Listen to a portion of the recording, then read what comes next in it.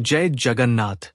आज हम आपको ले चलेंगे ओडिशा के पुरी धाम में होने वाले एक ऐसे अद्भुत और रहस्यमय उत्सव की ओर, जहां भगवान स्वयं स्नान करते हैं, बीमार पड़ते हैं और आम भक्तों की तरह विश्राम करते हैं।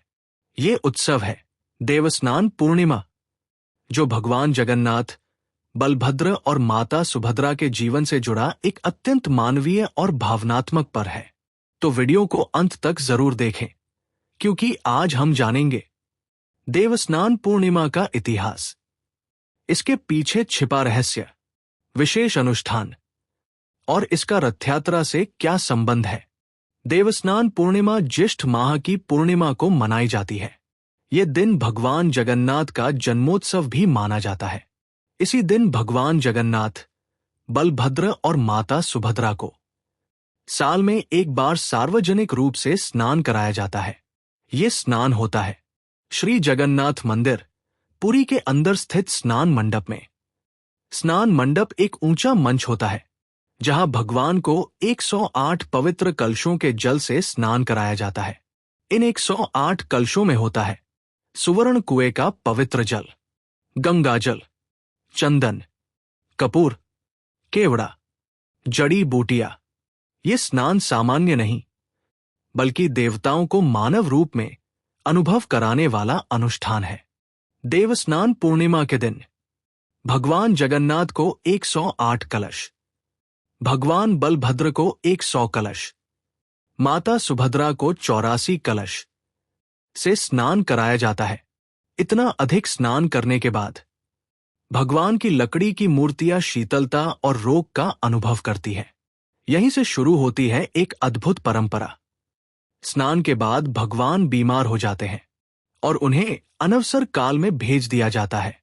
अनवसर काल लगभग 15 दिनों का होता है, जिसमें भगवान दर्शन नहीं देते, गर्भगृह में विश्राम करते हैं, औषधीय लेप लगाया जाता है। ये परंपरा हमें सिखाती है कि भगवान भी हमारे जैसे भावनाओं और शरीर के नियमों से जुड़े हैं। इस समय भगवान की सेवा करते हैं दैताप्ती सेवक, जो स्वयं को भगवान का मौसी पक्ष मानते हैं। उन्हीं के द्वारा हर्बल औषधियां, दशमूल लेप, आयुर्वेदिक उपचार किया जाता है। ये परंपरा बताती है कि जगन्नाथ केवल देव नहीं, परिवार के सदस्य हैं। देवस्नान के बाद भगवान को हाथी वेश में सजाया जाता है। कथा के अनुसार एक बार भक्त गणेश भगवान जगन्नाथ के दर्शन नहीं कर पाए, तो भगवान ने स्वयं गणेश रूप, हाथी वेश धारण किया। ये दर्शाता है भक्त के लिए भगवान किसी भी रूप में प्रकट हो सकते हैं। इस समय मंदिर में पट बंद रहते हैं, आम भक्त दर्शन नहीं कर पाते, केवल सेवक सेवा करते हैं। लेकिन भगवान नव्यवन दर्शन के दिन फिर से भक्तों के सामने आते हैं। देवस्नान पूर्णिमा के बाद ही शुरू होती है रथ यात्रा की तैयारी। भगवान के स्वस्थ होने के बाद नए रंग, नए वस्त्र, नया उत्साह और फिर भगवान निकलते हैं अपने भक्तों से मिलने गुंडिचा मंदिर की ओर। देवस्नान पूर्णिमा हमें सिखाती है विनम्रता, मानवता, करुणा। भगवान जगन्नाथ कहते हैं, मैं तुमसे अलग नहीं हूं।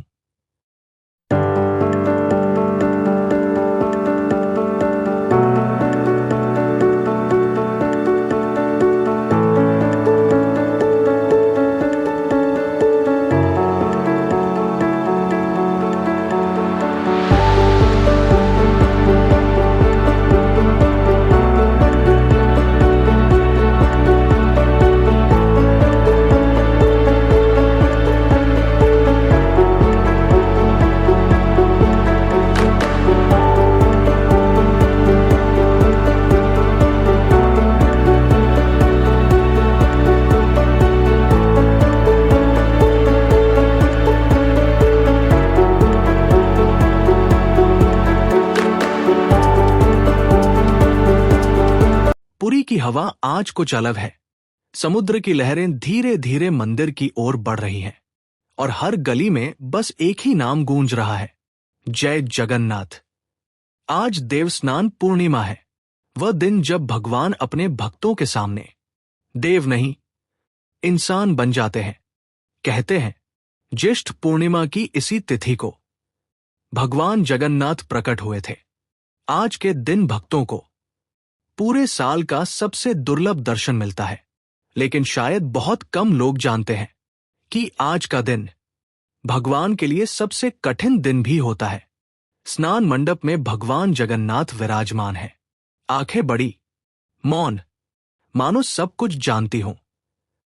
पहला कलश गिरता है, फिर दूसरा, फिर तीसरा।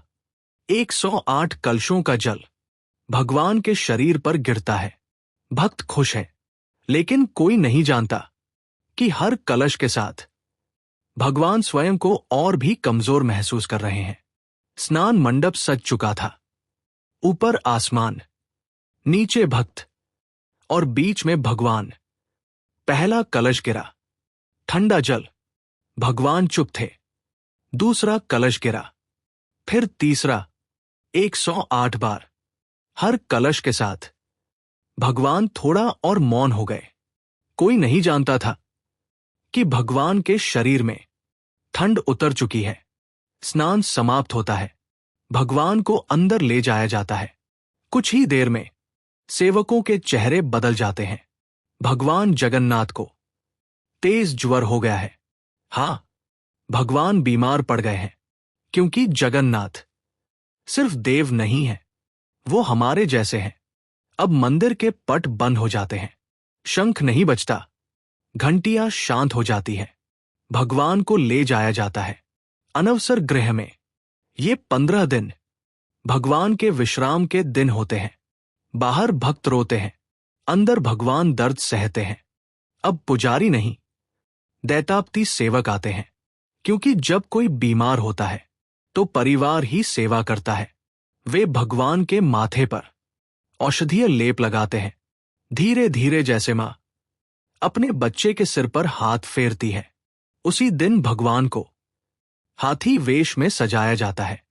क्यों? कहानी कहती है, एक बार गणेश जी दर्शन को आए, लेकिन भीड़ के कारण दर्शन नहीं हो पाए। भगवान जगन्नाथ ने कहा, अगर मेरा भक्त नहीं आ सका तो मैं ही उसके जैसा बन जाऊंगा। और भगवान बन गए गणेश रूप। इन 15 दिनों में भक्त भगवान को देख नहीं सकते, लेकिन क्या भगवान भक्तों को नहीं देखते? नहीं, भगवान हर आंसू देखते हैं।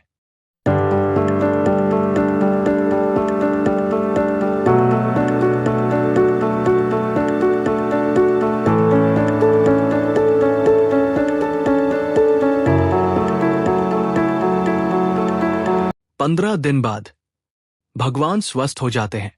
पट खुलते हैं। भगवान नए वस्त्र पहनते हैं। इसे कहते हैं नवयौवन दर्शन। मानो भगवान फिर से युवा हो गए हों।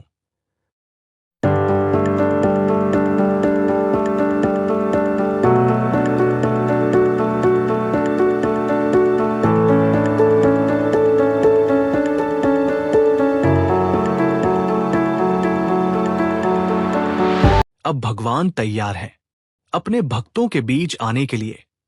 रथ बनता है, रस्सी खींची जाती है, क्योंकि भगवान अब फिर से चलने को तैयार है।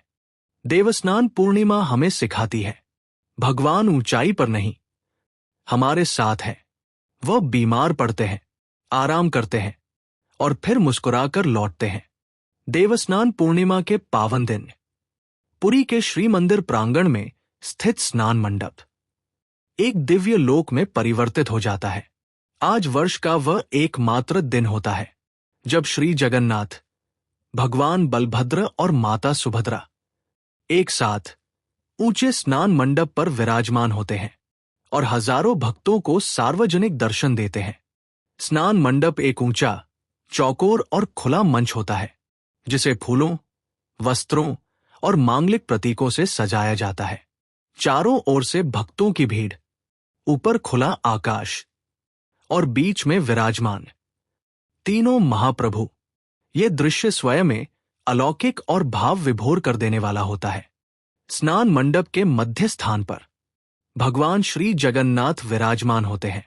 उनकी विशाल गोल नेत्र काले शरीर पर चंदन का लेप और शांत मुखमुद्रा, मानो ये कह रही हो, मैं तुम्हारे बीच हूं। भगवान जगन्नाथ को इस दिन 108 पवित्र कलशों से स्नान कराया जाता है। हर कलश में सुवर्ण कूप का जल, गंगा जल, चंदन, कपूर, सुगंधित जड़ी बूटियां मिले होते हैं। ये स्नान केवल शुद्धिकरण नहीं, बल्कि भगवान को मानवीय रूप में अनुभव कराने की परंपरा है। भगवान जगन्नाथ के दाहिनी ओर विराजमान होते हैं उनके बड़े भाई भगवान बलभद्र, श्वेत रंग का शरीर, शांत लेकिन शक्तिशाली स्वरूप और गहरी गंभीरता। बलभद्र जी बल, संरक्षण और स्थिरता के प्रतीक हैं। उन्हें इस दिन 100 कलशों से स्नान कराया जाता है। उनके स्नान के समय वेद मंत्रों और शंखनाद से पूरा वातावरण गूंज उठता है। भगवान जगन्नाथ के बाईं ओर कोमल और सौम्य रूप में विराजमान रहती हैं माता सुभद्रा। उनका स्वरूप करुणा, प्रेम और संतुलन का प्रतीक है। माता सुभद्रा को 84 पवित्र कलशों से स्नान कराया जाता है। उनके स्नान के समय मंद स्वर में मंत्रोच्चार होता है, मानो संपूर्ण सृष्टि मातृत्व के चरणों में नतमस्तक हो गई हो। स्नान विधि अत्यंत नियम और मर्यादा से होती है। पहले भगवान बलभद्र, फिर माता सुभद्रा और अंत में भगवान जगन्नाथ। स्नान के साथ साथ शंख बजते हैं, घंटियां गूंजती हैं, वेद पाठ होता है। हर बूंद जल भक्तों की श्रद्धा से भरी होती है। देवस्नान पूर्णिमा उन भक्तों के लिए अत्यंत महत्वपूर्ण है जो वर्ष भर भगवान के ऐसे दर्शन की प्रतीक्षा करते हैं। आज भगवान मंदिर के गर्भगृह में नहीं, बल्कि भक्तों के सामने खुले मंच पर होते हैं। स्नान मंडप पर तीनों भगवानों का एक साथ विराजमान होना यह संदेश देता है कि भगवान परिवार है, समाज है और हमारे जैसे ही हैं। वे भी शुद्ध होते हैं, थकते हैं और विश्राम करते हैं। देवस्नान पूर्णिमा का ये दृश्य केवल एक धार्मिक अनुष्ठान नहीं, ये भगवान और भक्त के रिश्ते का उत्सव है। स्नान मंडप पर विराजमान तीनों भगवान हमें ये याद दिलाते हैं, हम तुम्हारे बीच हैं। जय जगन्नाथ। ऊंचा, विशाल और आकाश को छूता हुआ श्री जगन्नाथ मंदिर का शिखर पुरी नगर का हृदय लगता है। शिखर पर लहराता पतित पावन ध्वज जो हर दिन बदला जाता है, मानो ये घोषणा करता हो, जब तक ये ध्वज लहराता रहेगा पुरी जीवित रहेगी। मंदिर की प्राचीन पत्थरों से बनी दीवारें सदियों की भक्ति, संघर्ष और आस्था की कहानियां अपने भीतर समेटे हुए हैं।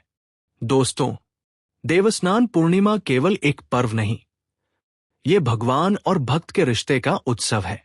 यदि आपको ये वीडियो पसंद आया हो तो कृपया लाइक, शेयर और चैनल को सब्सक्राइब करें। जय जगन्नाथ।